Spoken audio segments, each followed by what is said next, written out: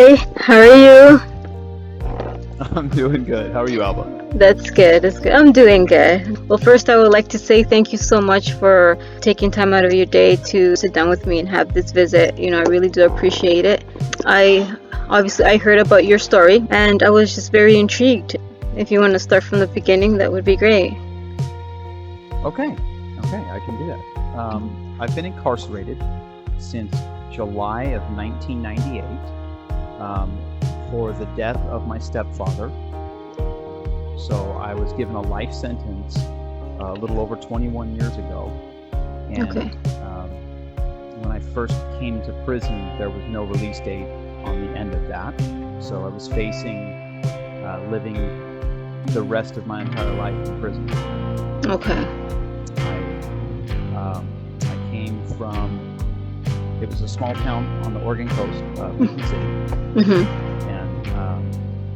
and I had a family there, and I was responding to a situation where I believed a family member was being harmed, and so I overreacted, Okay.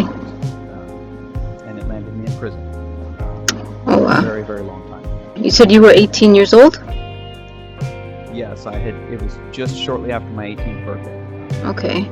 I'm 40 now. Okay. It goes deeper than that. Your father has also been in prison doing time with you. Do you want to explain that situation a little bit? Okay, so when I was about 2 years old, my father was arrested in Portland, Oregon, and given a life sentence for his crime. He has been in prison since 1982. So I was reconnected with my father in prison. I had lost contact with him and only met him like 2 or 3 times in my whole life between the age of 2. And when I got back together with him, I think I was 22. They finally put us together in the same prison. And so I actually got to know my biological father by living with him in a cell at the Oregon State Penitentiary. Okay. That's where I developed the bond with my father. We spent 17 years living in cells together off and on, Okay. all throughout the Department of Corrections in Oregon. Okay. That's a long time. Did you go visit your dad when you were a child, when he was incarcerated? Actually, yes, I did. Okay. When I was just really, really small, Okay. I came in the visiting room at OSP, and I visited him a couple times. But we Okay. had very limited contact Okay. because a lot of people pulled away from him. And so he did a different kind of time before I came along. He did a Okay. very cold, isolated kind of prison time because nobody reached out to him, nobody helped him. They didn't understand what he had done. Okay. And it wasn't until I came to prison that they saw, hey, maybe it was a bad idea to do that to his son because, maybe his son would have learned a Yeah. better lesson had we, Okay. Your dad's story is completely different, and hopefully we'll be able to sit down with him too. When this happened, when you were 18, how was that experience for you, knowing that you had killed somebody and you were going to spend the rest of your life in prison? Well, when it first occurred, I was kind of shocked at the whole thing and how quickly events had unfolded. I really didn't have. It was almost like I was watching it unfold rather than being a part of it. Okay. I didn't understand how I had gotten to that point. I didn't understand why other adults hadn't intervened before a child took the law into his own hands. Yes. I didn't understand the reciprocal effects of what I had acted out. I didn't understand that I was facing life in prison. I didn't understand that I had taken a human life. I didn't understand anything about it. So when I was facing it at the time, more than anything, I was kind of just confused. I was really confused by everything going on around me. Okay. And the magnitude of what had happened. And I didn't understand the results. I didn't understand the outcome. I didn't understand that not only did my sister lose her father, but my sister just now lost her brother for the rest of Of her course. life. Of course. So there's things that I didn't take into account, and when I was sitting there facing that, I had an attorney telling me to take a plea agreement, because if I didn't take a plea agreement, that the state was going to seek the death penalty in my case. And so when you're sitting there at 18 years old and you're facing the death penalty, you sign away any and all rights you have to the rest of your life. And I didn't think about self-defense. I didn't think about the psychological events that had led me to that state of mind. I didn't think about any of those things. I just thought, okay, I can either fight this and lose and lose everything. I mean, I was threatened with hundreds of years. I was threatened with my life. I was threatened with everything. And then it really kind of hit me. I was like, wow, I felt like I deserved to be in prison. I didn't know if I deserved to die in prison. And I still don't. I mean, who can put a price on a human life? For your family, how did this affect them? Like, how was your relationship with your family? My mother was shocked, but she had suffered abuse at the hands of my stepfather when I was young. It was just beginning with my sister, so my sister doesn't really remember a lot of the things that were going on at the time, how things got to this point, thankfully. But it was hard on my mom, and it was hard on my sister, and my sister and mother are both still strongly by my side. My mother and her husband have tried to support me as best they can for the last 20 years since I've been in here, and tried to be supportive, and they try to help me out financially when they can. And of course, they'll always be a rock for me. And my sister is there on a regular basis to this day. She is my number one support system. She is my rock, and I'm thankful for that. Of course. She's really glad to have not lost me completely. At one point, I didn't have a release date. After I came to prison, they took it away. It was a blank slate. And I've been given that back, and I have 3.5 years left. We'll walk out of these doors and back to the family that needs me. That's great that your family is going to be waiting for you. What has happened during these 21 years of being in prison that has caused you to change up until this point? How has your experience been in there? It started out really rough. I was kind of heading down the direction of affiliating with some gang activity and people who didn't have my best intentions in mind. They saw me as a young guy who was willing to do anything to be accepted. They took advantage of that. So I tried to be the cool guy and the tough guy, and I played that out for a while. But when I got in enough trouble, the Department of Corrections intervened and said, actually, let's put this kid with his father and see if those two can even each other out. And so in 2003, they celled the two of us up after I got out of the intensive management program. They celled the two of us up, and my father taught me how to work hard, how to study, how to follow. I had a natural artistic ability, and he put a pad of paper and a stack of pencils in front of me and said, just let it all out. And I have spent the last 17 years doing just that. I've worked the entire time I've been in prison. I've maintained employment. I've went to every program allowed. I've gotten my GED. I've got CPR certification. I'm certified in industrial laundry services. I'm a certified call center agent. I've learned how to weld. I've learned how to paint. Industrial painting. There's just so much because I had people behind me pushing me the whole time. My father was, every day, he was right there by my side in my ear going, hey, someday they might overturn your sentence. You might go home. That made a huge difference. Of course. Family support makes a huge difference. Oh, absolutely. I think that was probably one of the best things that they could have done is put you with your father. Would you agree that that is what saved you from... Absolutely. Yeah. 1,000%. Were you an artist on the street, or is it something that you picked up while being in prison? I dabbled. I played, me and my friends would mess around, and I'd take a tattoo machine and scribble on them and think that I was doing something, but it just wasn't like a real life possibility. It was just something we did for fun. And having him there pushed me in a direction to take it as a career, to take it seriously, Of course, yes. to get classes from art institutes and to focus. So I have some of your art, and you are a really good artist. Yeah, I find that some of the best artists are men and women in prison, and I'm sorry. That's awesome. Silverio, it's okay. I'm sorry, 1 second. Silverio, it's fine. It's okay. I love it. He's super protective. All right, now he just heard the doorbell, so he's upset because I have him in his cage and I won't let him out, so he can go run and see who's at the door. Thank you. Okay, sorry. Okay. See, that's real life. Real life has interrupted. Yeah. I love it. Yeah. I was saying, is that something that you're hoping to do when you come out? Absolutely. Okay. Okay, I see. My friends and family are all prepared to help me do whatever it takes to get licensed as a tattooist. Whether it be, a year down the road, a couple years down the road, whatever it takes. Everybody's kind of willing to just put their lives on hold to make sure that I can get mine started. I have a phenomenal network out there. That's great.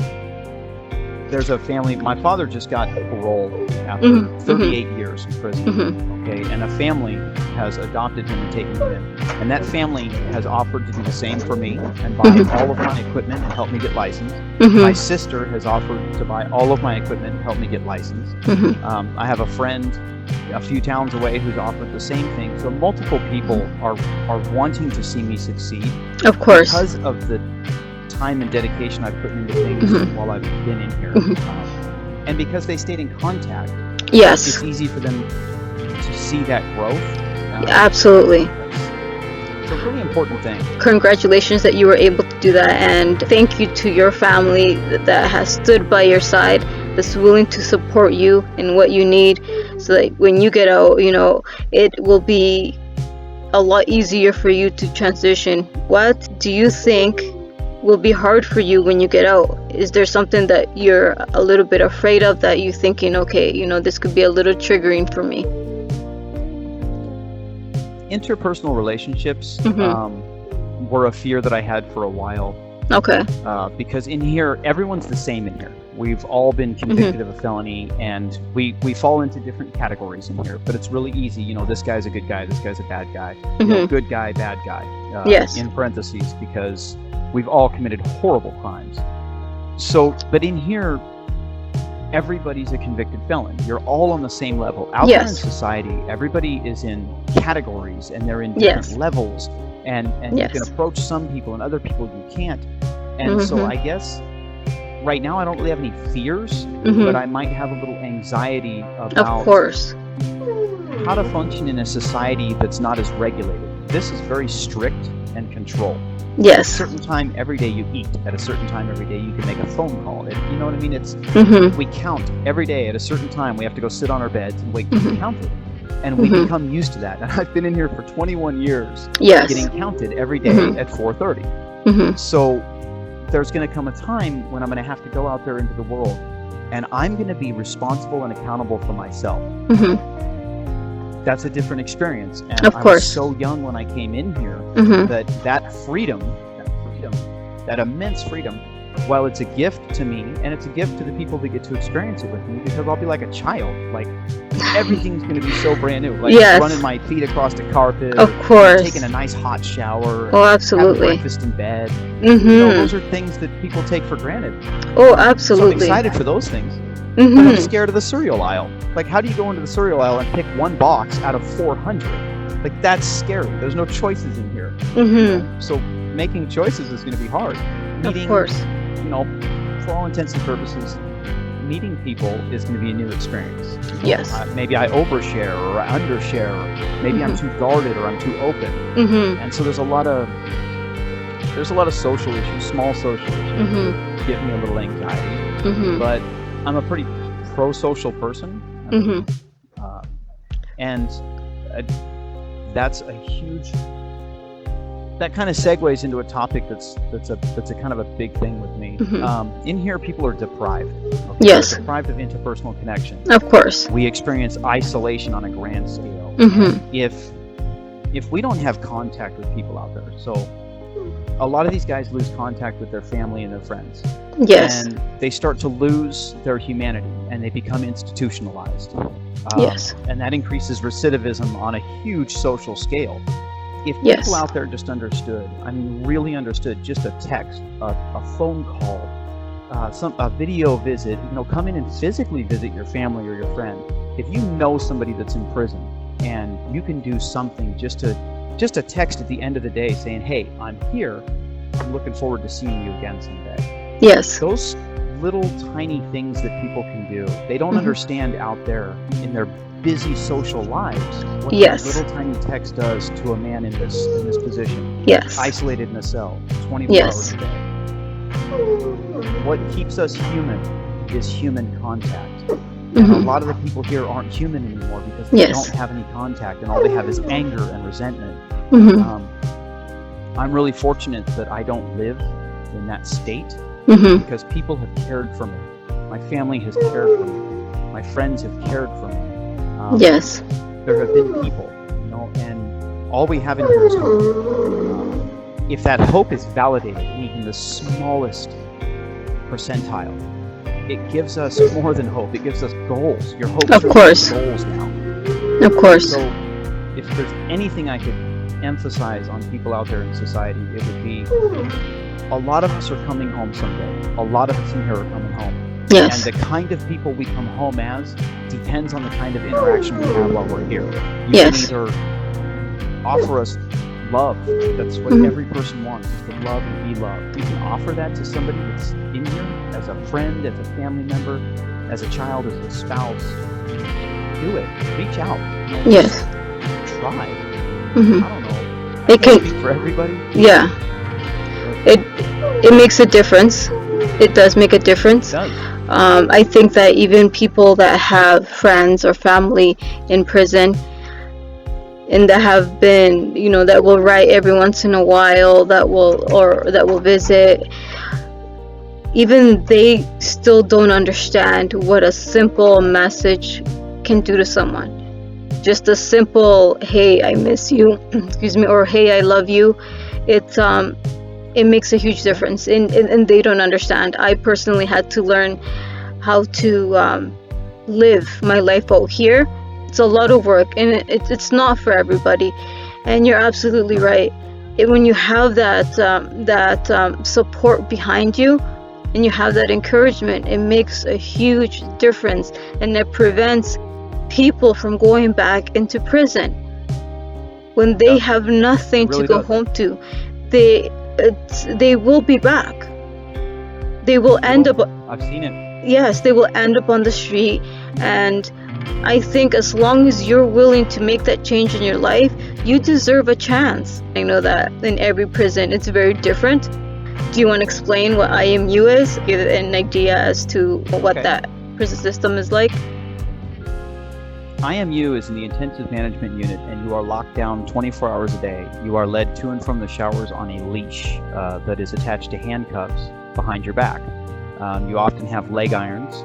Sometimes they even put a mask over your face when they lead you to and from the showers, and probably a 15 by 15 rec box where you have recreation. You can do some pull-ups. There's no sunlight. There's a television. There's no interaction. You're in a single cell, and I spent 3 years in a situation like that, where I was locked in 24-hour-a-day lockdown with no contact other than yelling through a hole in the door to speak to other inmates who were also down there. It's a very dark place, and it can either make or break you.